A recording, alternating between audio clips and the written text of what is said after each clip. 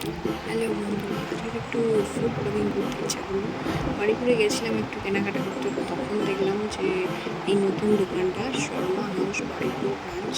তো এটা গোবিন্দপুরেও একটা আছে বড় রেস্টুরেন্ট, ওটারই ব্রাঞ্চ এটা। তো ওখান থেকে একটু গরমে নিয়ে নিয়েছিলাম একটা চকলেট শেক আর একটা চিকেন শর্মা।